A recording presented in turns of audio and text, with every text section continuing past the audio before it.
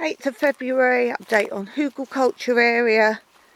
As you can see, I've been cutting some olive leaves off of the branches I've cut down just to make some new mulch on the top. This bed is mostly garlic and carrot now. Probably hard for you to see now with the green olive leaves, but there's lots of garlic growing everywhere here and carrots. That's quite a big bed. Moving on to the cauliflower.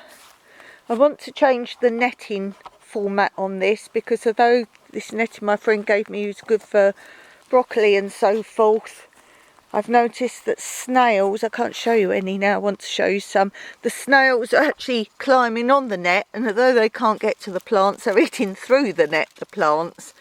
So I want to make some sort of cage, which I've got something I can use.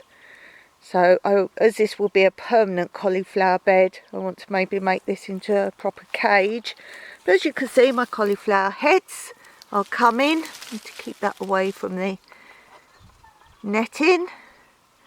So I'm getting quite a few heads on these. So although the leaves are damaged from snails, I am getting a lot of heads. The good thing about the net like this though is it's holding the leaves over the heads, and this is, if you live in a colder climate, is a good thing for you to do, that because the cold and wet and bad weather can damage your heads, you want to actually pull your leaves over your heads. Some people tie them and just keep the heads protected. That will also stop bugs getting to them as well.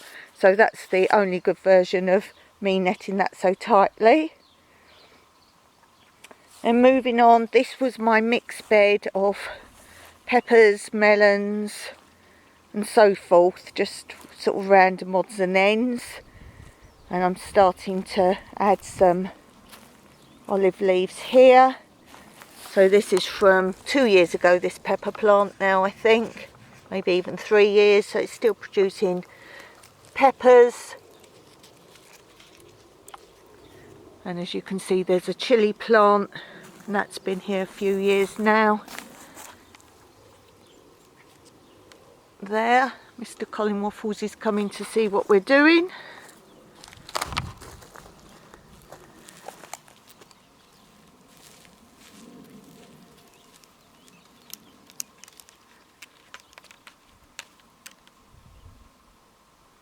As you can see, I keep all my bottle cloches along the side. We've got a fence here to next door where no one lives. So I keep my cloche bottles here. They don't blow away along this fence line. And then as I put new things in, they get closhed to start with to get them ready for being outside. Again, you can see I've just done some more leaves yesterday. It takes me a long time to cut all these leaves down, but they die off then in the bed, make good mulch. And it's good putting them in when they're green because that helps my hugel layers of green and brown. So I put them in when they're green, but then in time they will turn to brown. Obviously I haven't cut all my leaves up yet. What I was doing when I was cutting olive trees, we're not in the olive grove area, we're completely the other end of the land, but I have olive trees, many over this side of the land too. I don't often film the olive trees this side because they're quite well spread out, but any of the leaves and branches I pruned from this side of the land, I just threw on some of the hugels and elsewhere, and a big pile, so I can just trim them down for here. So nothing in this bed at the moment. I have shared with you my plan for my Hugel beds, what's going in everywhere. Some things are going in now. Most of it is coming from the indoor garden directly planted out, but some is seed sown. Here are some onions. There are some tiny ones, even I'm having trouble finding them at the minute because of the green olive leaves, but there are some tiny onions somewhere coming up. Yes. And as you can see, you don't really get weeds in Hugel beds. It's the format of how it grows that it's so loose. And then if you do get a few bits coming up, then they are so easy to pull out. And you don't need to water Hugel beds. Here's a random lettuce from last year. We've used a lot of this. This was a really big head. I never pull up a whole lettuce. I only take leaves from it so it continues to grow. And then again, this area I've just thrown some olive branches for now because I haven't put anything in here. And some more. I just hauled them down here from the ridge up behind me. It's the easiest place to drop them, and then I can cut them in situ. This is all from my indoor garden. My first lot of Rosa lettuce. Yes, look how big it is. My Rosa lettuce, which is the easiest lettuce I find to grow. We do have some other varieties here too. And as I say, I just take leaves off. I don't ever pick the whole lot. So very healthy lettuce bed coming along here.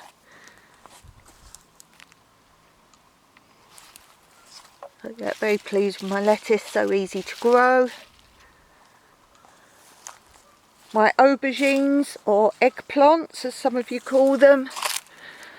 These are coming along.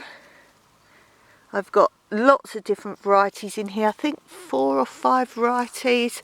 So we have the long ones. We have the marble ones. I know a lot of people showed interest in my marble ones. They sound pretty, and yes, that's exactly why I grew them. Here's a marble one to show you. They do actually get a bit more oval. They're not the long ones. They actually bulk out. They're what I call your normal aubergine shape, the marble ones. What other varieties can I see here? Oh, this one. This one's a bit odd. I wouldn't really grow these ones again because the shape of them, I don't know if you can see these ridges. And here's Colin to help show. All these ridges in the side make them quite awkward to cut. So I don't know how well you can see these ridges. They're quite appley looking or tomatoey looking, you get varieties. So if you can see that shape, I'll grow all the seeds I've got of them, and obviously I always drop seeds as well, but not the best variety for cutting and storing.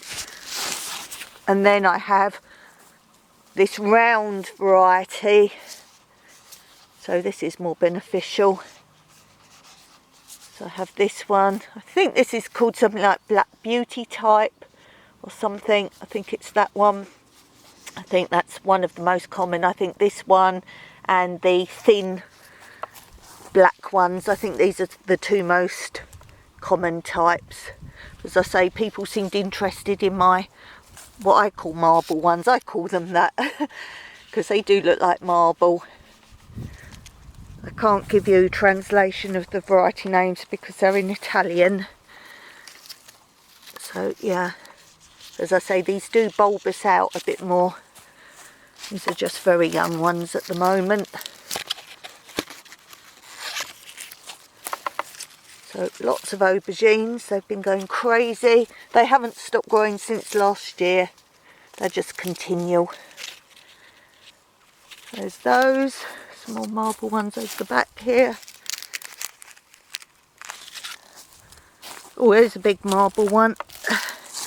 I've been picking these continually. That's more the shape they go. Obviously bigger than that. And I find not to let them go too big. You see some people grow them really big. That's great if they work for you, but if they're too big here, their taste isn't as good as it could be. They lose flavour if they get too big. Much the same as okra or lady's fingers. If you dislike them, try and have smaller ones. Some people pick them when they're too big. So here we have lots of kohlrabi. Try and get a bit of net up for you. You can see my kohlrabi. It's not quite big enough yet. I don't let it go quite as big as a tennis ball. So I would say just under a tennis ball size. But as you can see, maybe under here, they sometimes go a bit long rather than round, depending on how they've grown. So I'll probably pick those ones. There's more over the other side. Oh, here's where it looks a bit like a turnip. Can you see that one okay? So let me pull all the net up till I want to harvest them. But there's more around here, I think you'll be able to see better. Let's see if we can pull the net up this side for you to see better. Let's see if we can get the camera in. I can't see what I'm filming now. But yes, here. There.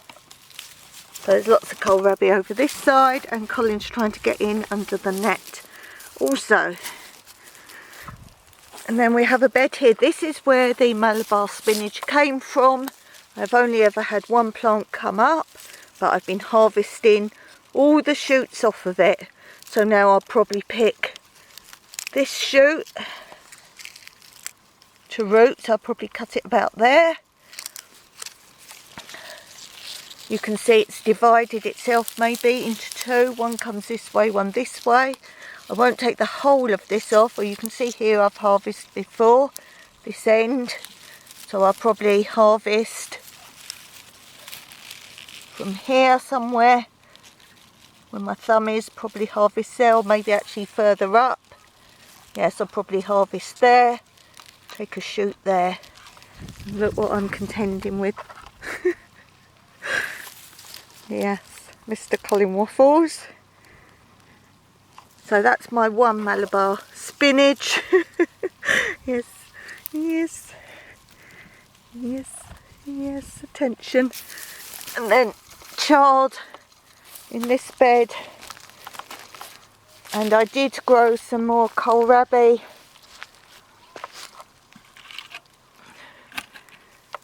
Indoors, so this is all from there. The tomatoes here are from last year. I haven't sown any or planted any here. This is from last year. Obviously some drop and they regrow themselves. So there are tomatoes. I've had quite a few from here already.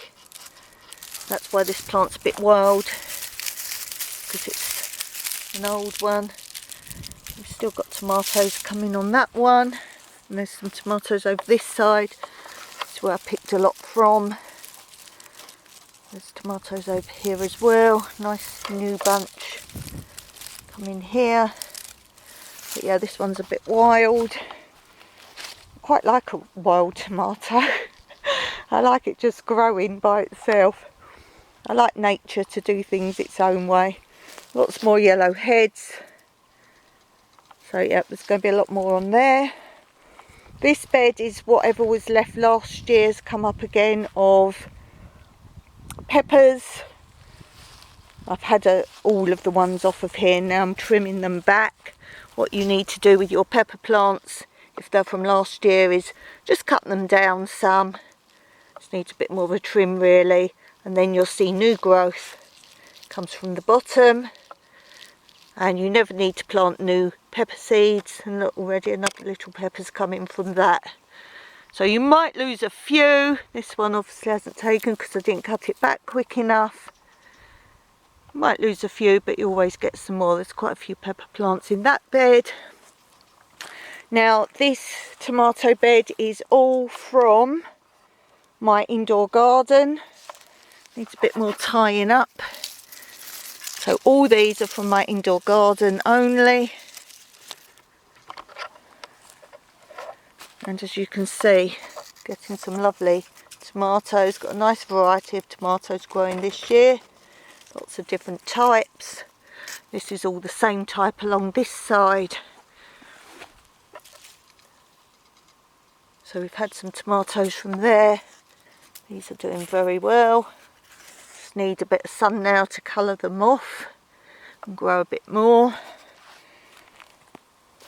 And as you can see, this project tomato frame I grew, so you don't need to stake every single tomato. You just put metal bars around the perimeter of your bed, and then I've done a video on it, I'll link below, how you make a sort of trellis effect with string or twine.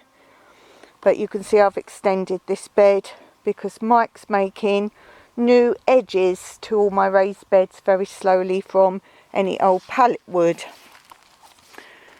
So this side I've planted another type, but there's space for more.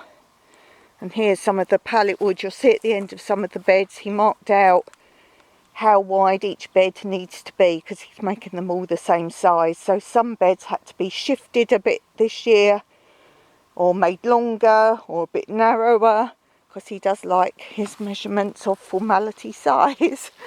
So all the Hugel beds will end up just about the same size. As you can see, a little bit more shifting going on over here. And then again, these are peppers from last year. That one needs to come off. So these are growing beautifully from me cutting back. And lots of new buds of peppers. New ones popping out here. As I say, peppers go all year here. And another pepper bed. I mostly grow for use in my kitchen tomatoes, peppers and squash or zucchini. They're the things I keep going all year long because they're the things we use mostly, because I like to make sauces as well. So, and obviously my pizzas I make every week. So I want peppers and tomatoes. And again, here's some more olive branches that need to be cut down before I can put everything in the beds. And again, this was Project Tomato from last year. Nothing's popped up there bar this one. This is from last year, hence why it looks a bit straggly. So they need trimming up a little bit sometimes. And then these are the beds he's already made. And I've just thrown some branches on top of those, so if they die back before I get to the leaves, at least they're in situ. So this is a big job. These aren't all the olive branches by no means. You should see the other end of the land. That's where most of them are. And I've put over this area the big trunks here out of the compost beds, and the smaller ones in this compost bed for now. They're not going to be left like that. They are going to be trimmed down, but they're out the way for now. I can't pile up any higher than that because this is where the goats often walk by as well, so I don't want them leaning over or trying to reach through. And that's our other compost bed that I've now finished all the compost there. That was a really good bed this year of compost. We've got compost beds the other end of the land too, but this is what all my potting and seeding is being used from. We're just finished with one of my views from the Hugel Beds area. And as you can see, this is why our volunteers always say what a lovely place to help. You can just look at beautiful views and silence everywhere. The sea is just along there.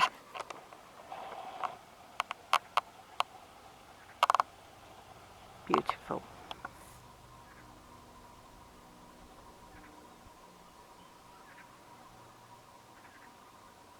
Until next time, Maraki.